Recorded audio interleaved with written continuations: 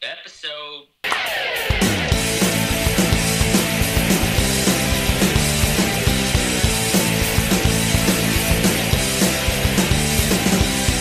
Gunshots on a gun, I don't wanna be.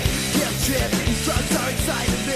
This is not where I wanna be. This is not who I want. I think we're good. Hello, welcome everybody to another episode of the Mostly Sorry podcast. I am your host with the mostly sorry. I'm not. Freestyling is a skill that if you don't practice often, you can't do it very well. There's a lot of people out there that think they can. They want to freestyle all the time, and I'm here to tell you most of your freestyles are really bad, really bad. Most of your writtens are really bad. And if when you're writing you don't get a headache, are you really even writing? I don't know. Maybe it comes that easy to you. Anyway, that's a topic for maybe a Patreon at some point. I'm here as always with my tired from tennis friend, producer, co-host David Deary. David, you're shaking your head at me. What's up? How are you? Not tired at all. Energized, bro. Like, energized from tennis. Okay, good. Well, that's good. I'm tired. Well, I was just saying because before we started this, you said I'm tired.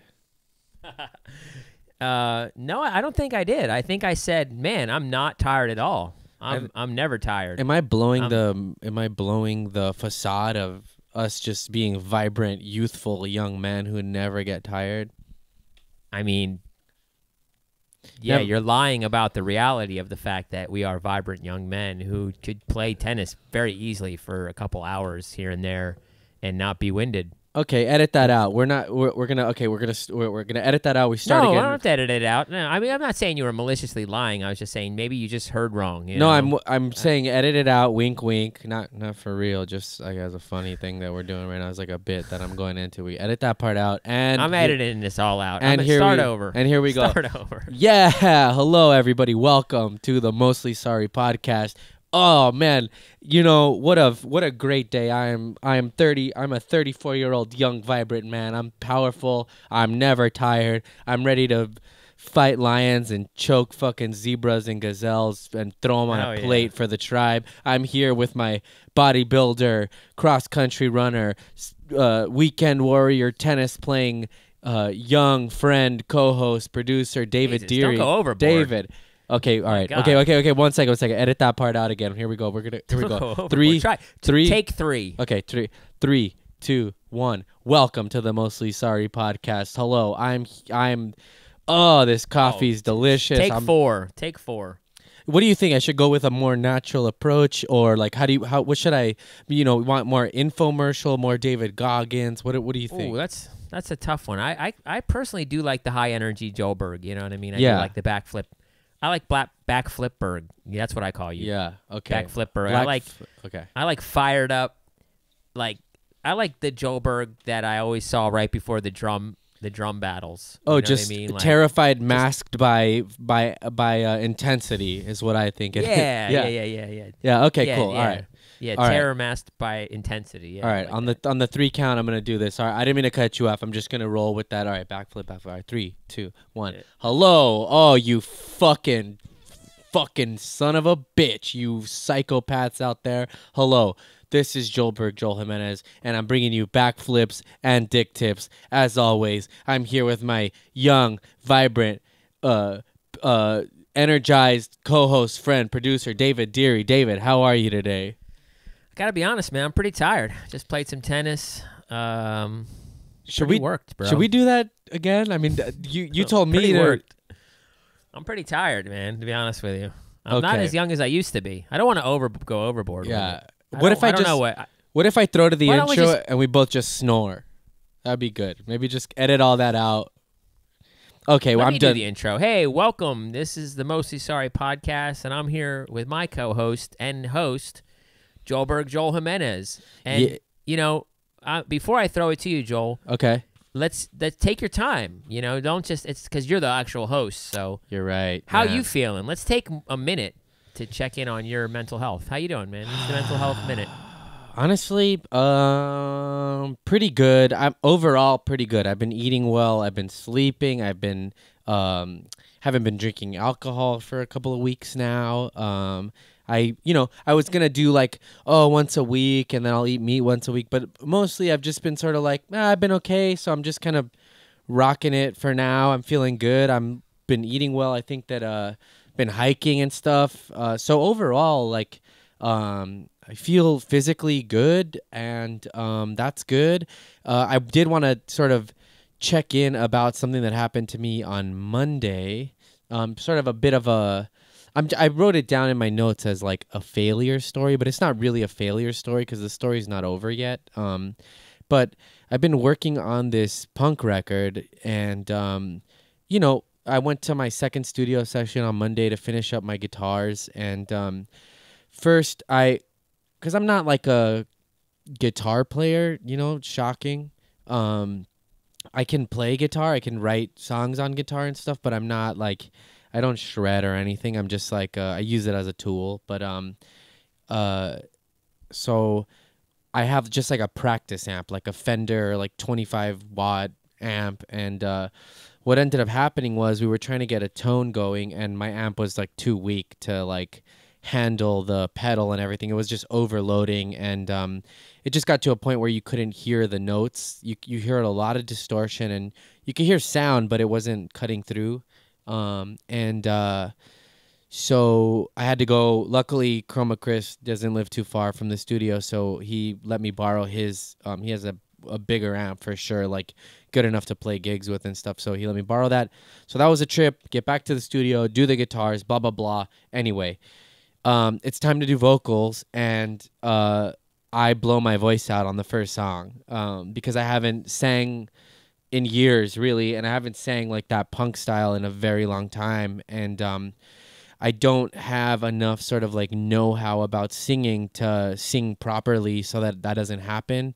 And so a couple things. So let me see. I'm trying to take my time. So a few things.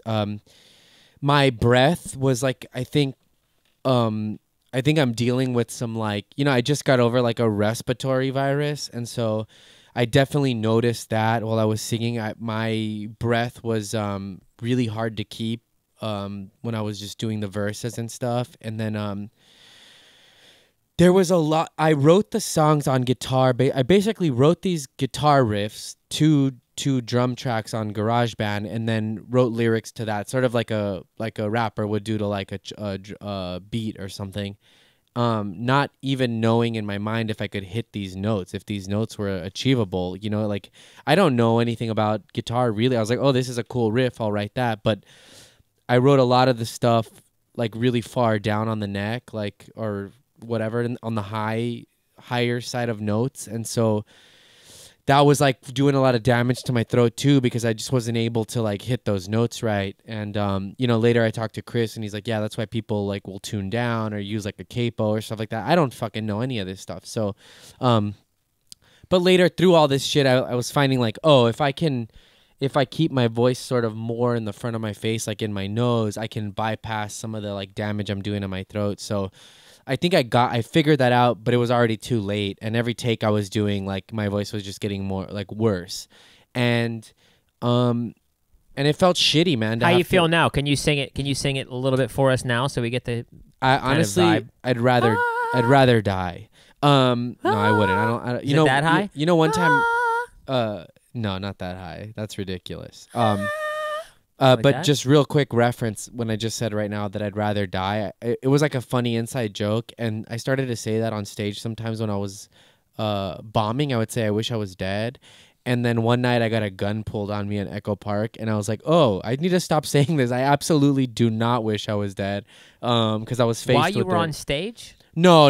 This was after an open mic. We were going to another, like a show, crossing the street, and this dude pulled a fucking gun out on me and my two friends. I was with two very... And he was like, come here, fool. Come here. Hey, that set was fucking horrible at that open mic, bro. Was he like that? Yeah, right. I wish he had seen my comedy. I was with two very, very white friends of mine.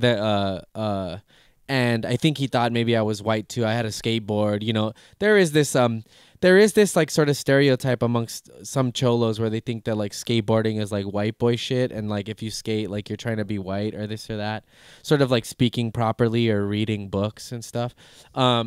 Like all that stuff is like quote unquote white shit. Anyway, and it's not. If you're out there and you're a person of color, please read books, talk however the fuck, or don't read books, write them. I don't give a, do whatever you want.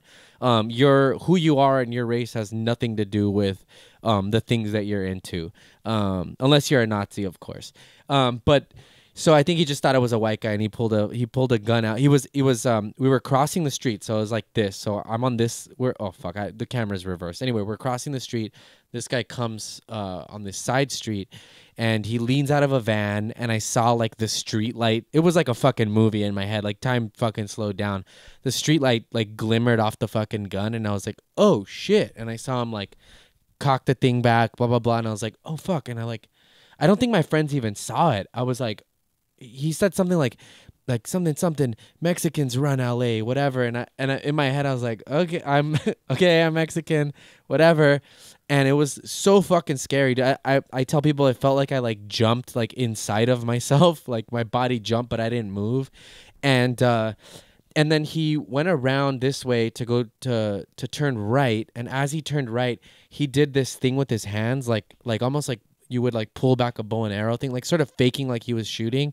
And it was scary, dude. It was awful. And then at that moment I was like, oh, afterwards I was like, you really need to stop saying you wish you were dead on stage. Like it almost felt serendipitous. Like it was a lesson I was being taught about, just speaking positivity into existence and not saying crazy shit like that. Anyway, for the rest of the night, it felt like my heart was being squeezed by a fucking hand. But anyway, whatever. I don't know how I got there. We were talking about your mental health, and then you said, I don't know how I got off on that tangent about the I mean, oh, I know why. I said I wish I was dead, or I'd rather die than sing for you. Anyway, and I wouldn't. I was clarifying that I wouldn't rather die. I'd probably rather sing than die. But as of now, don't feel like singing. So you were just telling me how you failed miserably in the studio with your guitar amp and then your voice. Yeah. And, doesn't sound that bad. Well, whatever. But the thing is when I couldn't hit the notes, I started as you do. It's like I had a lot sort of mentally writing on this project in my head. I was like excited to do it, and then when it didn't turn out the way I wanted to, just deep in my head, I had those thoughts of like, what am I doing? Why am I doing this? I'm whatever, whatever. I'll be the most honest. I was like, dude, I'm 34. What am I doing recording a punk album? Like this and that, and I've come to terms with it now. It's like, cause why the fuck not? I'm creating something that wasn't there, and whatever. But you start having all those thoughts like, what am I doing? Like I'm not about to be like a musician, or I'm not going to go on the road as like a thing and this and that. And who fucking knows? Maybe I will, I was basically, it's what everybody does when you fail at something. For a little while for me, it was like, oh no, like this sucks. But now, today, my friend hit me up and he's like, hey, are you good Monday to come back and finish up those vocals? And immediately I'm like, yeah, I'll be there. Like I'm not going to let this. So my point being, the reason I wrote down like failure story was because I was listening to Jack Grisham, the singer for TSOL. He was talking about, he's making a new movie, and he was saying like, a lot of people, they say they're afraid of success or whatever, but really people are afraid of failure. And he's like, so what? So you fucking fail, like whatever, like big deal, like you fail. So I know I didn't fail, but I like that word because it was like, okay, so what? Even at the worst, if I did fail, who gives a shit? Like, what am I gonna quit? Like, no, I'm gonna keep pressing. And so so I just wanted to like talk about that. Like if I've never really and I'm learning that sometimes I get too ramped up and I'm sort of checking myself. So if you hear my speech pattern switch from going completely insane, caffeinated, to a little bit of a breath, it's because I'm catching my insanity.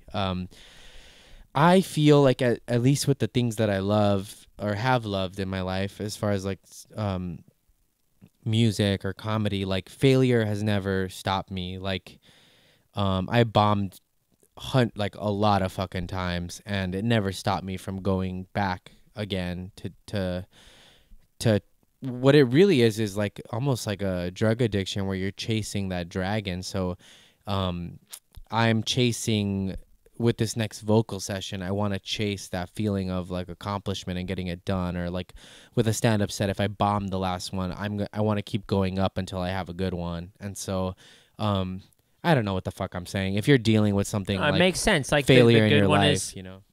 the good one is worth the fight, is what you're trying to say. You know, once you have a good day, or you have a good run of a few weeks or whatever, Yeah. it just, you know, it should make us realize that, like, when we're having a bad day, just like I'm just waiting for that good day to come back. You know, it's just Yeah, and not just waiting, but working towards getting better. Like I you know, I'm gonna find some like vocal warm ups. I'm gonna watch some like maybe like some singing lessons on YouTube, or and try to be a lot more prepared this next time that I go in. So I'm not just like, yeah, I don't know. So my point being is, yeah, that's true. Be more realistic about. I mean, when you want to like compare it to like actual like making music or being creative or whatever. Yeah, have a more realistic expectation towards what you're doing. Mm-hmm. Have fun with it. Be prepared, because being prepared is everything.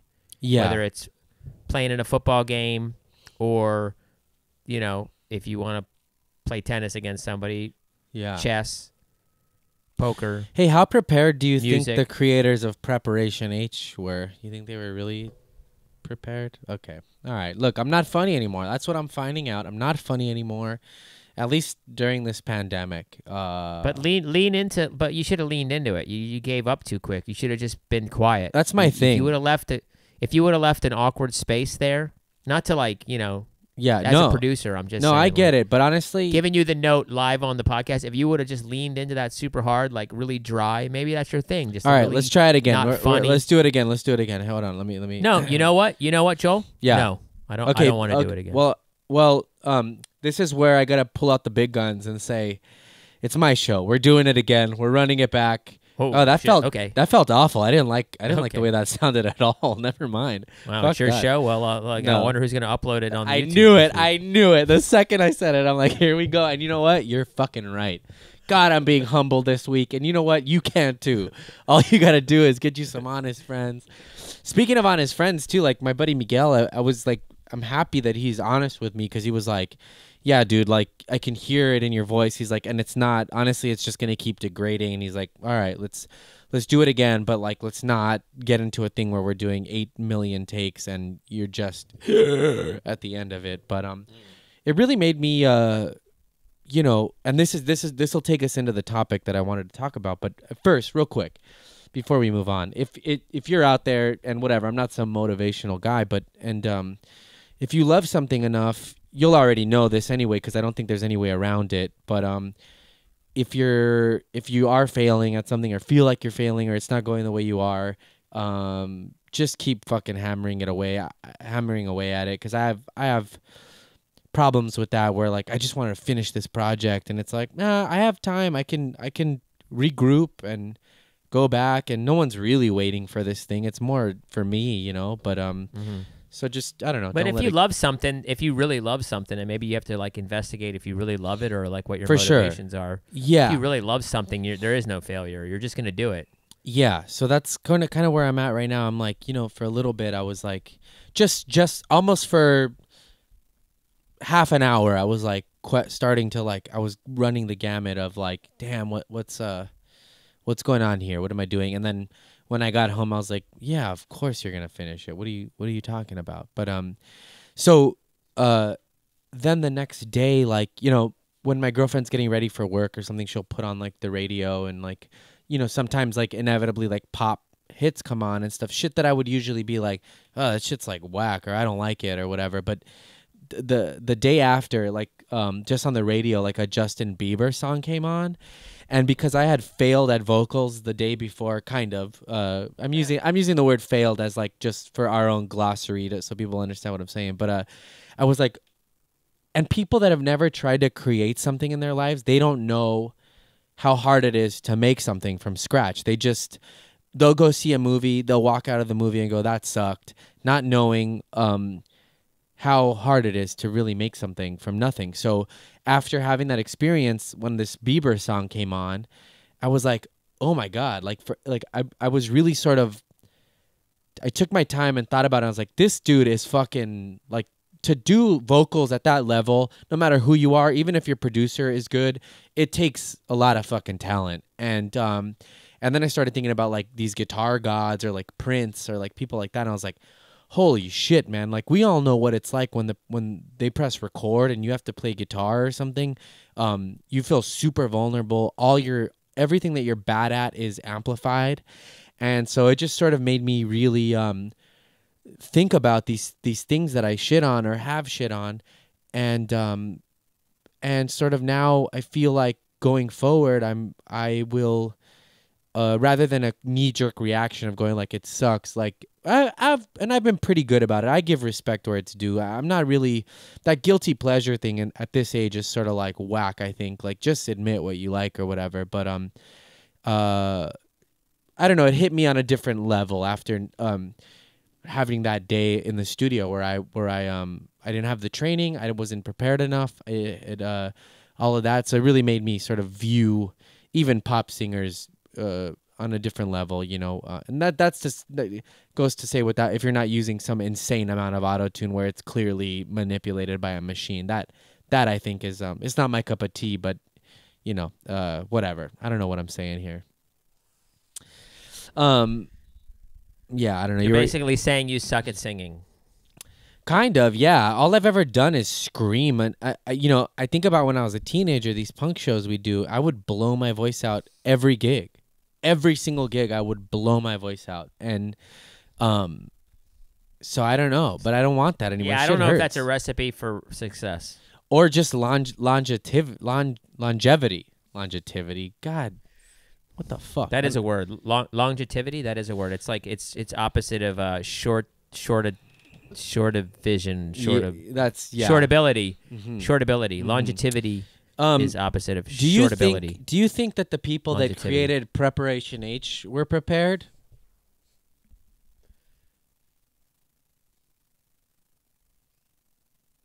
And so there you go. I mean, I made laughed. you laugh. I tried. Dude, I giggled because the pause was so long that I was thinking about the people that listen to the podcast. Yeah. Shout out to the people who listen to the podcast. Yeah, thank you guys. I listen to podcasts. I think watching on YouTube is for losers. Shout out to the people who listen to the podcast. I don't think that. Thank you guys for watching. That's not my opinion. The opinions of David Deary do not reflect the opinions of Joel Berg at Mostly Sorry. I'm awfully chatty today. I'm sorry, Joel. I love what it. What did you want to get into, Joel? Oh, so I'll go real quick back into the mental health check-in real quick. I've been waking up early because I've been sleeping earlier, and I made it a thing to not immediately go on my phone when I wake up and go on Instagram, or just Instagram specifically, social media stuff. I'll check email or watch YouTube videos, but I won't because Instagram, there is this weird thing with Instagram. It's an addiction, dude. Like I have noticed in the past few weeks, I'm sick of it. I'll be on Instagram. I won't even know how I got there. Like, I literally won't know how I got there. Or I'll just grab my phone and I'm in there and I'm like, I'm back again. I start to get a headache, man. This shit makes my teeth hurt sometimes. Like, I'm just like fucking back on it. So now I'm waking up, I'll make coffee and I'll read. I've been reading a fucking book in the morning and not going on Instagram until I'm fully awake, where I have coffee in me and then I'm mentally prepared enough to like open up and scroll. And even then I'm not a huge fan of it. I'm starting more and more to realize like, and I think that's not an everybody basis. Like, I think because of the nature of our career and stuff, or as far as comedy goes, I follow a lot of comedians. I follow a lot of stuff like that. But I know friends who only follow positive shit. They follow artists. They follow food stuff. They follow motivational stuff. So for them, when they're scrolling, they're just getting a lot of like positivity and stuff. Mind you, it will always target you with ads, shit like that. It's still a little much, but my thing is not curated that well. I'm opening up and I'm seeing all kinds of shit, people bitching, politics, all that stuff. And so maybe that's something I need to do, is go in there and sort of cut out the things that I find sort of negative or toxic. But for now, for the beginning, I think that just being fully awake before I go to my phone is is has been really nice for me. Reading has been so nice, dude. Like, or even like movies or documentaries. I've been just trying to put my phone down and lock in. Last night I put on Pee-wee's Big Adventure. Like, Amazing. yeah, dude, it was so fun. It's like it's just a it's kind of like a chicken soup fucking movie for me, you know? It's like it just feels good. I know the whole fucking movie. It's 90 minutes, you know. It's really well done too, and it's just I don't know, I had so much fun. So I've been doing that. I've been yeah, whatever. So that's it. That was just the end of my and I'll do some recommendations at the end of this, but You got to take care of your mental health, man. Like, you know, you can't, I mean, yeah, you got to take care of yourself. well, just like yeah. It can't be good to wake up and just like be on our phones all day, every day. I mean, that's Yeah. why I got to play tennis. Yeah, You know, I love skateboarding. It's just, I always feel so, well, you know, we live in California. for sure. So it We're helps, lucky. but- Yeah. Yeah, just the feeling of just like literally like almost like coming out of like a coma where I opened my eyes and now I'm on Instagram and I'm like, dude, the quickness at which my thumb unlocks my phone and hits that button, like almost on accident sometimes, but then I'm locked in. It's like, I know they've done studies. It lights up the same part of the brain as fucking addiction does, you know. And I mean, look what it's doing to like middle-aged white people in the middle of the country. Like, look what it's doing. Literally, like, yeah, if you don't think the Donald Trump like extremism is a 100% effect of social media, that's and it's happening to us on some level. It's got to be. oh for sure, It's got to be. There's Yeah. got to be some kind of like you don't. Here's the thing about social media that's interesting, and I'll ask you it in a form of a question. When you go on Instagram, do you think that you're like looking to actually see something entertaining, or do you think you're looking to learn something, or do you think you're just mindlessly trying to? It's almost like Distract. appeasing your own ego. sometimes Like I think it's about your profile. It's about your profile and how people react to you. And is that? Or I think what? I Or think what I do you do? fluctuate between two. If I post something, which I don't really do that often anymore, or very often, unless I feel like it's worthy of something, but then I'll sort of open it up to see how many people liked it or whatever, which is like, you know, I know they've proven that that's a serotonin burst in your mind. Like those likes are, you're basically just like gobbling it up. But the other way I use it is just distraction, just to distract myself from my thoughts. And it used to work. It used to be good. And I'd be like, oh, cool. Like I'm using it for good. It's a tool. But I think lately it's more and more mindless, just opening it up and just scrolling with no intent of it, just to not think. It's like the fucking they live thing, you know, just fucking obey basically. But so yeah, so I don't know, I'm trying to get off that, but so I don't know, it's I mean, dude, I just also find it interesting that everyone's like, oh, it's for my career and stuff like that, which is like, yeah, I understand. Like, I mean, I'm into trying to promote stuff that I do as well, but I don't know. I don't know. I'm kind of happy not being on Instagram that much. Yeah. You know? The more and more, the older I get, and the more I find sort of what I care about, it doesn't really matter to me anymore. I don't, I'd be lying if I said I didn't want like, sort of the benefits that come from it, but I think that that I'm realizing more and more that they're less important to a fulfilled life. And, I hope to get to a point where, I don't know, I watch movies where people live out in the middle of nowhere, and I'm like, more and more that seems like appealing to me. Or just a quiet life, even if I lived in the middle of the middle of Manhattan, just a life where I can like go to the store, hang out with friends, do stuff like that isn't necessarily like always promoting myself, but I do love it. I mean, it is fun. I love interacting with. I like finding like-minded people who enjoy the stuff I do, and that's great. But I think I just think there's balance. I just think more for me. It's more about like it's less about more interactions and more about meaningful interactions. And Yeah, fair. that goes for art. Like I have a friend who's over in the UK, and they're blowing up on TikTok, and they're blowing up on because of TikTok. I think you mean you have a Instagram. I'm sorry, I gotta cut you off. You said friend, but I think you mean mate.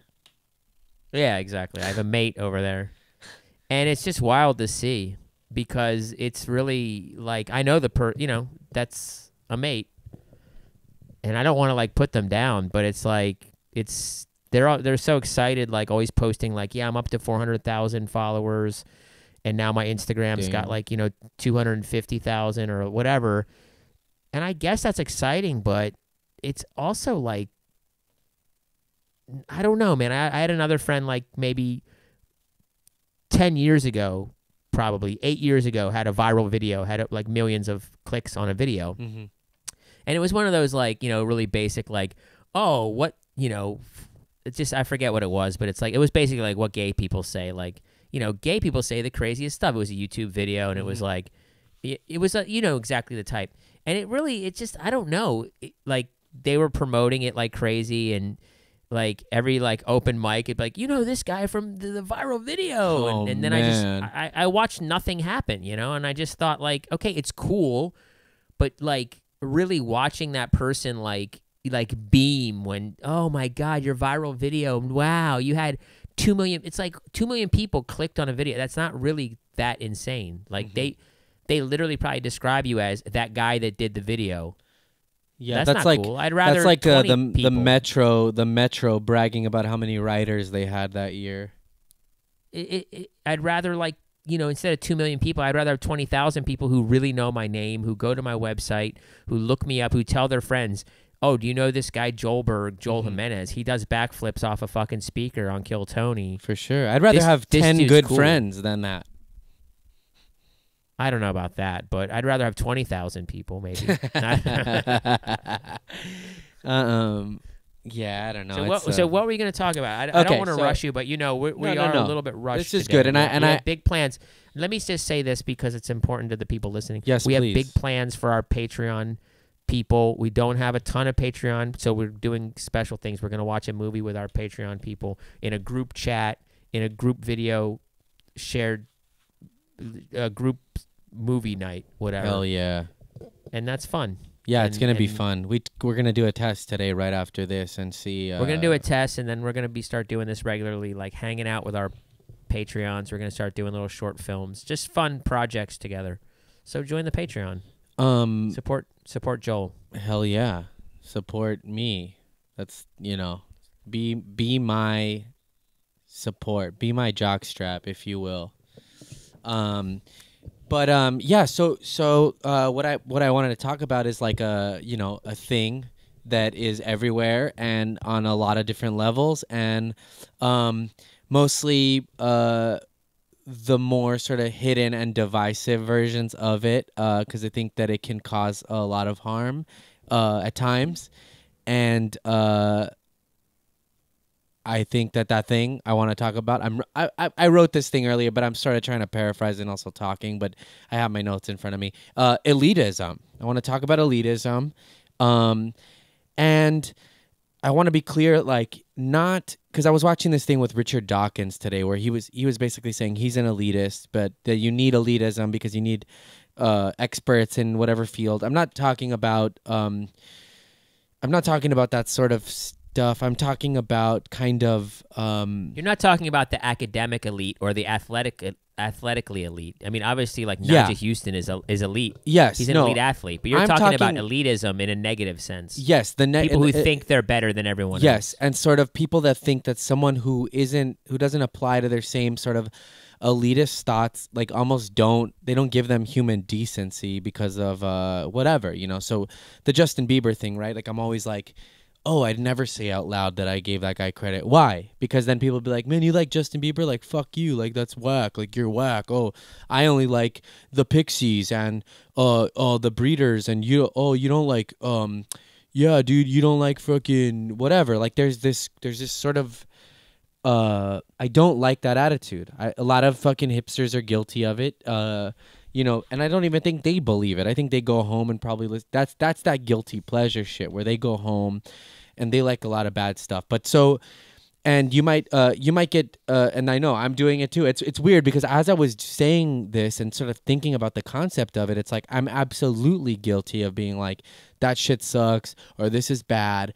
But as I was tossing it around in my brain, I was like thinking that to me, human happiness and kindness is a lot more important to me than whether or not you listen to vinyl or you like CDs or you like a certain you drink like Pabst. You don't like craft brews or whatever. It's the point being like it's all good. It can all be good.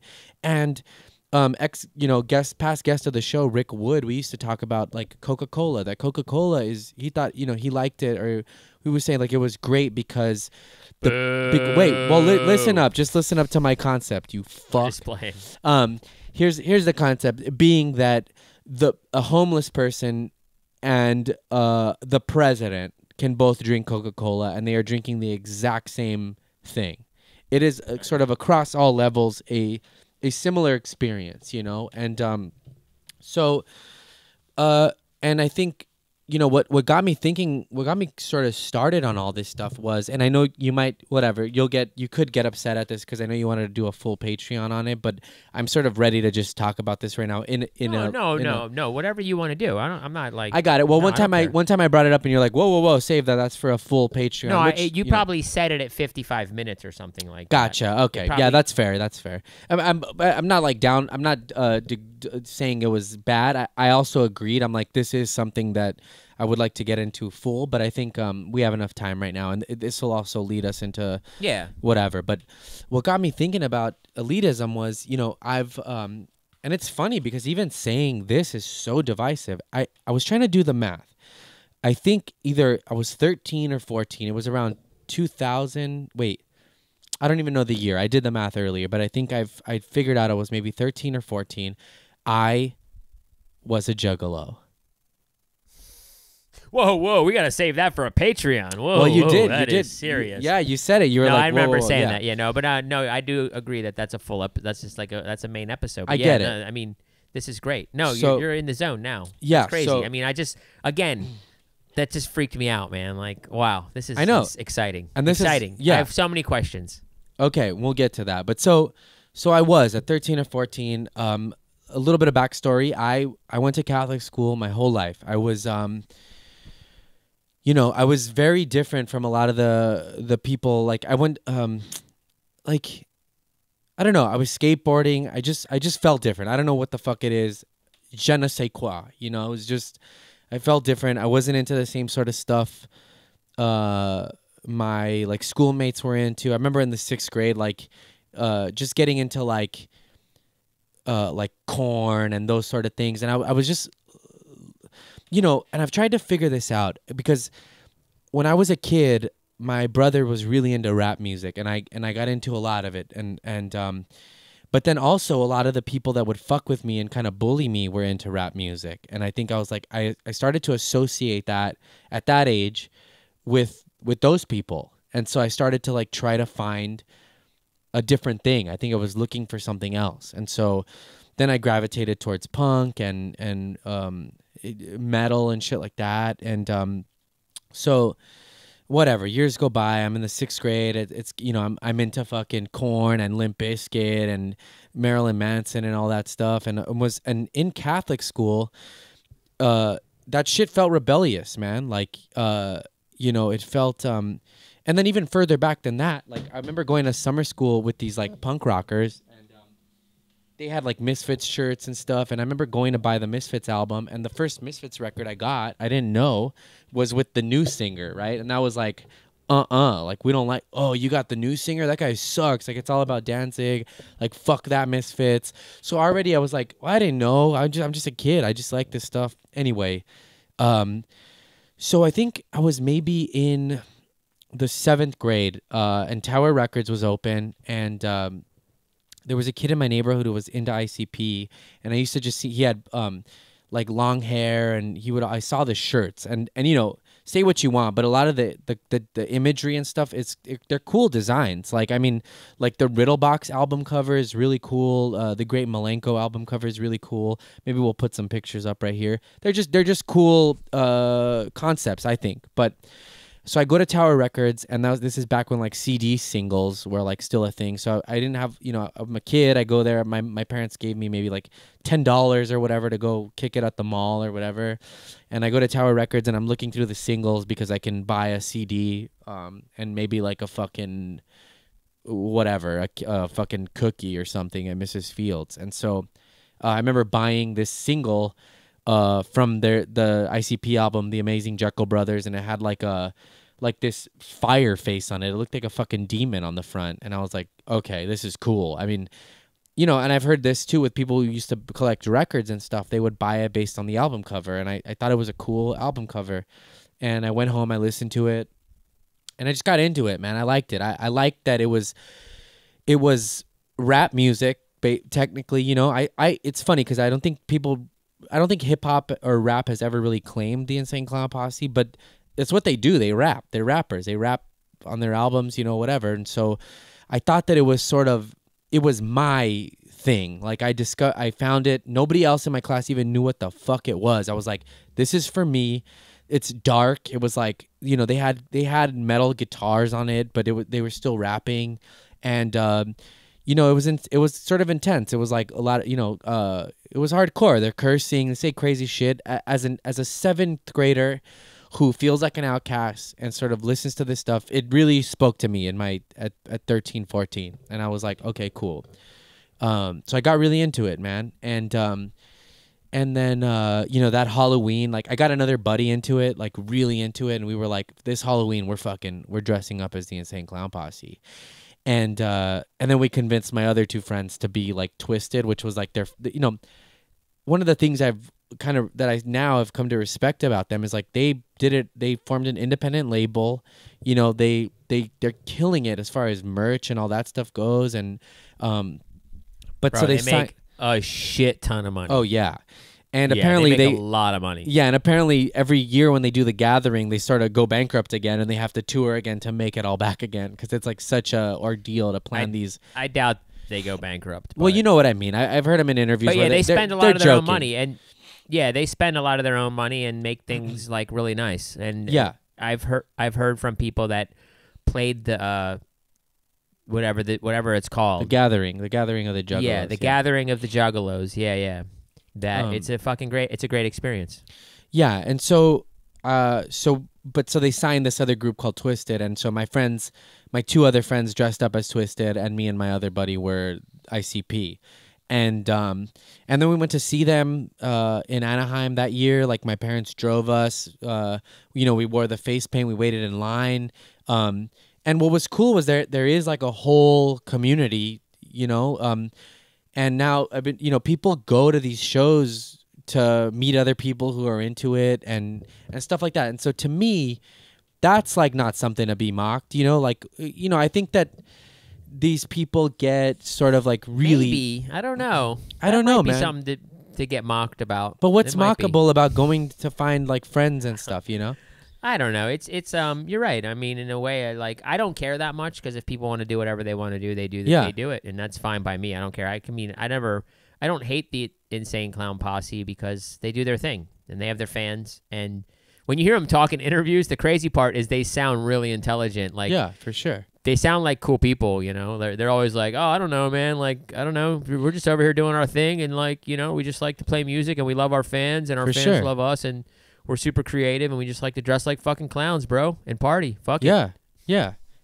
I don't get it. I don't get like the fucking hate. I think I've even heard ICP sort of be like, that sort of like the Juggalo stereotype of like losers who like do drugs and stuff is like they're like that's not what we're about. Like they're like we've met fans who are like, yeah, man, I'm a Juggalo. I don't pay child support and I just do drugs all day. And they're like, whoa, that's not what the fuck we meant. Like we don't mean that. Like no, you're not. And I just think it's funny because even the most like progressive like punk rock people that I meet, they make fun of this shit, and it's like. I get it, and it's fun to mock stuff. I mock shit all the time, but the more I think about it and the more like interviews I think, I'm like, you know what? Like, it's not my cup of tea anymore. I don't really listen to it. Lately I've been sort of watching interviews with them on YouTube or watching sort of like concert performances. You know, their concert was fucking dope. Like they throw soda at the crowd and shit, which is like whatever. It's like I was watching their you know, their stage show, and they have a lot of props, and they play music, and they fuck with the lights before they come out, and like they really set a vibe, like a tone, and you know, and some of their background people were like, yeah, so this is what we do after the show. We got to take our costumes off. We throw them in a bag. They have to do laundry every fucking day of the tour because their clothes are covered in the soda shit. And I was like, damn, like it's not easy to just do that. You don't just, they were like, some of our openers, they don't do all that. They just go on stage in the clothes they fucking wore that day on the bus, and like, we got to paint up, we got to do all this shit. And you know, there is a theatricality and all that, and I respect that shit, man. Their stage show, like they would do a show called Hollow Wicked every year, and man, the stage setup was dope. Like, I don't know, it takes some thought and creativity, and that's like, to me, not to be mocked. Like, whether or not I listen to it anymore, I don't really. Like, I've been revisiting it lately. Like, all right, let me put this on, let me hear it. They've also done a lot of, you know, basically they do concept records. Like, they had their first run was like these 6 Joker cards, and every Joker card was different, and these albums are full concepts. And you know, their videos were fucking cool, and it's just weird. It's like, it's weird, the shame that comes with being like, yeah, I was into it, and I don't know, I was, and it was fun, man, and I got to meet a lot of fucking cool like people. I had some good conversations. Like, people just were really nice, and do you have any like Juggalo friends still? Like, you could reach back and I do, yeah. I have a friend. And I have a friend with the Psychopathic Records tattoo.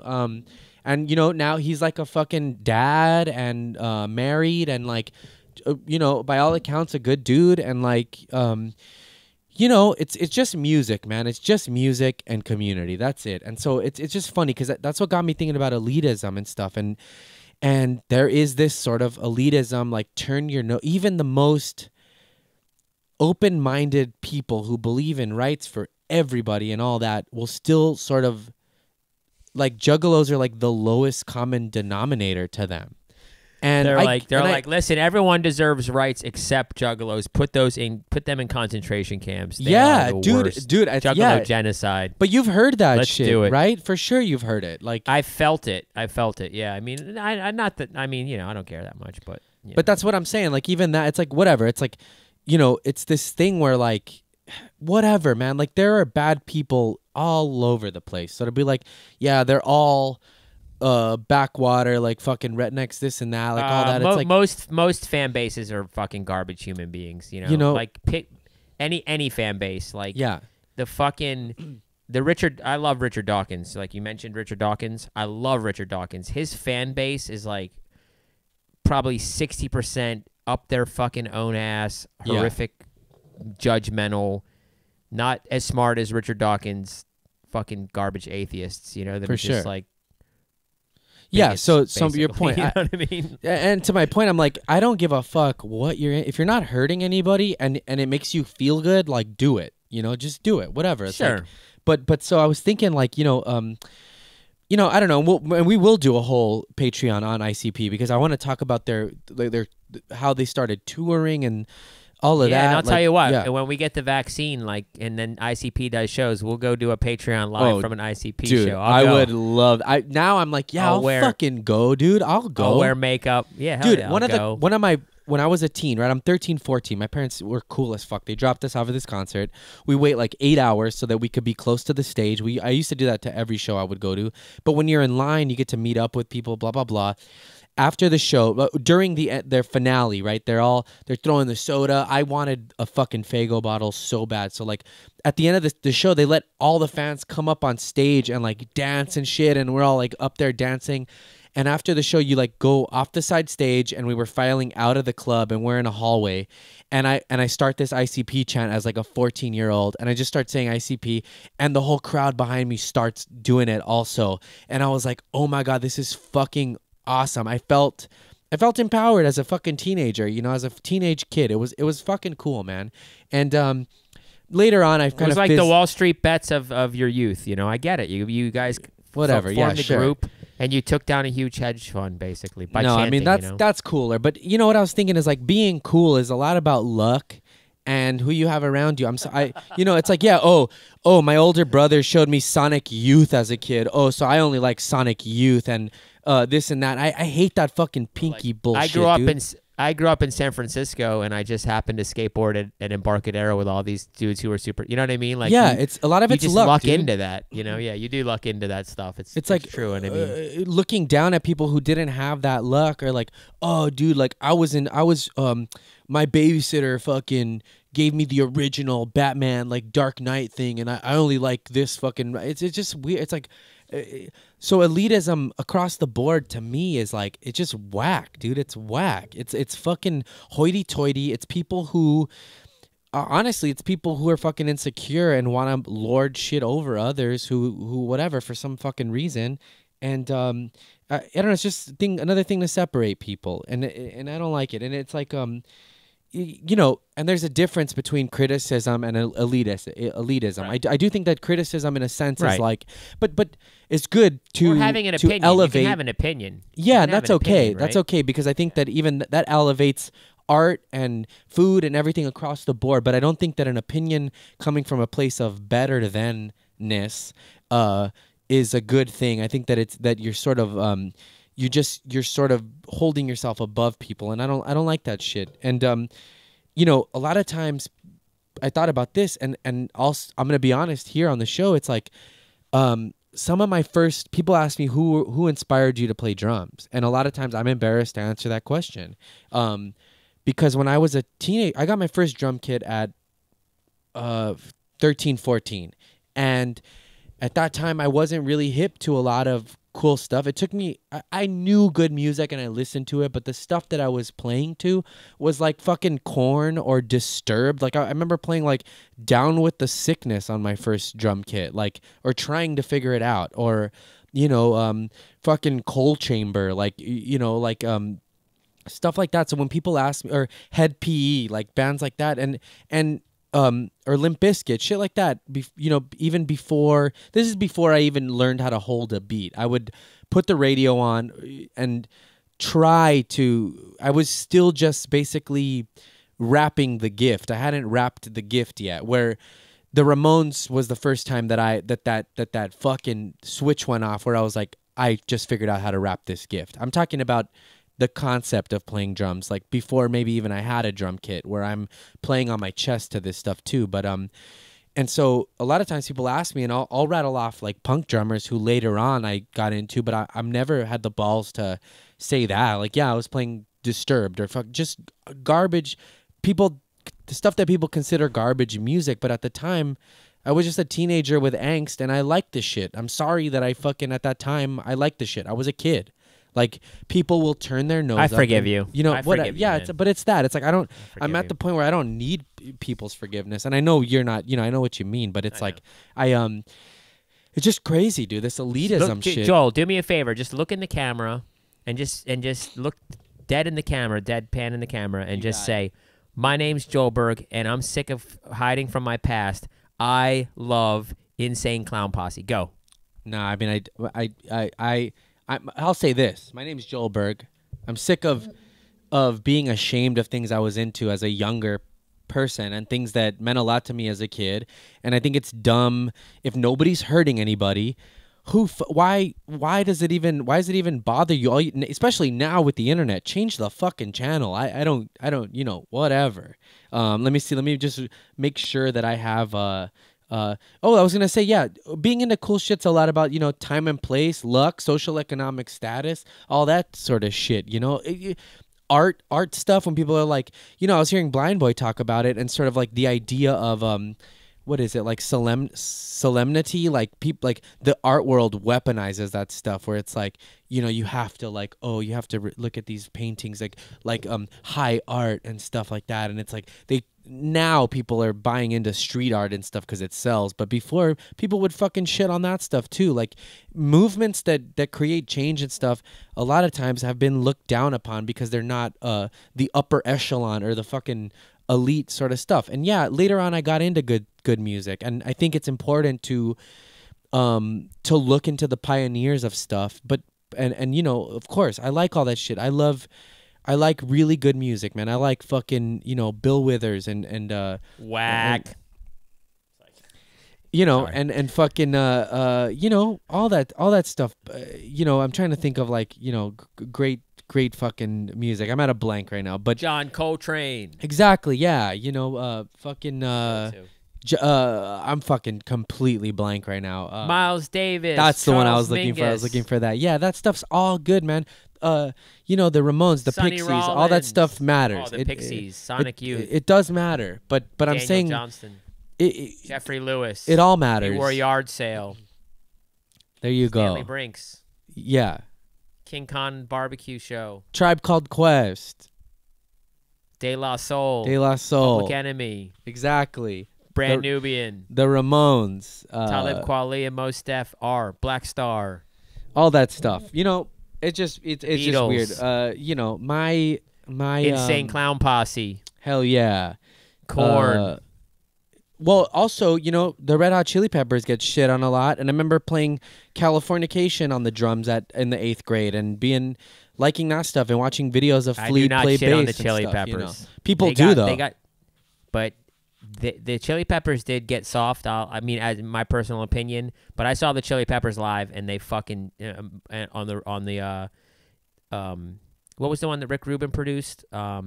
Their big one. Blood Sugar it Sex wasn't- Magic. Was yeah. it Blood Sugar Sex Yeah, Magic? yeah. Blood Sugar Sex Magic. I think he did. Yeah. There's a Insane. documentary called So Funky Monks. Fucking hell, man! Like, man, they were on fire. Like, they were. Man, it was it was insane. It blew my mind. And I was a fan of you know, when I was skateboarding back in the day, people liked Mother's Milk and the Mofo Party Plan big time. People really liked that shit. But I wasn't as into it, but I saw them live, and I don't shit on the Chili Peppers. Yeah, but you know, whatever. But I'm just saying. So my point being, I guess, it's like the next time you're about to like shit on someone for what they like, or shit on, or think about this guilty pleasures thing. First off, I want you to think: have I ever fucking created anything? And if you haven't, shut the fuck up.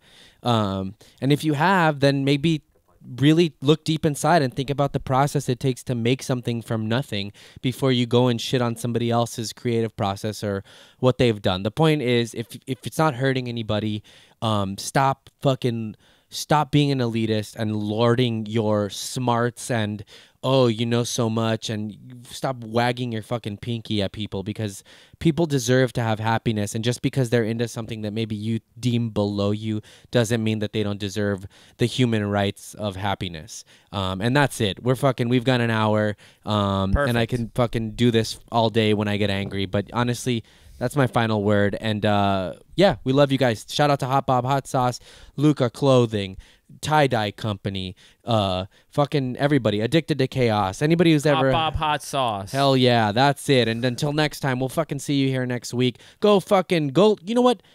Go get into 400 some shit that you kickflips. shit on, you know? Go figure it out. Go make something instead of Go hating. to an ICP concert. Exactly. Go watch some fucking stuff. You know, nobody's perfect, but nobody, you know, fucking neither are you. So shut up. Yeah. Go create stuff. Next time, and we'll see you next week. Goodbye. Yeah.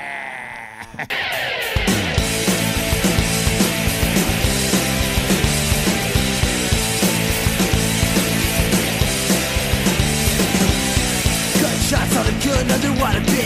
Guilt trip, these drugs are inside of me. This is not where I wanna be. This is not who I wanna be. And these words I speak